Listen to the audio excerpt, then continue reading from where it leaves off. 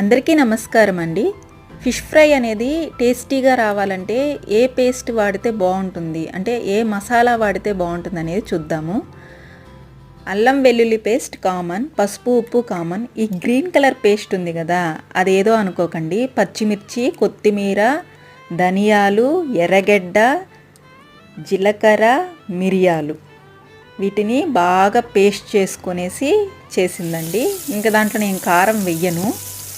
పసుపు, ఉప్పు, అల్లం వెల్లుల్లి పేస్ట్, ఈ గ్రీన్ కలర్ పేస్ట్ వేసి నిమ్మకాయ వేసేసి బాగా నానబెట్టేస్తానండి. ఒక 2 గంటల పాటు ఫ్రిడ్జ్లో పెట్టేస్తాను. అలాగా బాక్స్లో పెట్టేసి ఫ్రిడ్జ్లో పెట్టేస్తాను ఒక 2 అవర్స్. తర్వాత ఫ్రై చేస్తానండి. ఈ ఫ్రై చేసేటప్పుడు చాలా కేర్ఫుల్గా చేయాలి. నేను కొంచెం అజాగ్రత్త పడ్డాను, అందుకని ఆ విధంగా వచ్చింది. టేస్ట్ అయితే సూపర్గా ఉంటుంది. ఈ మసాలా ఒకసారి ట్రై చేయండి.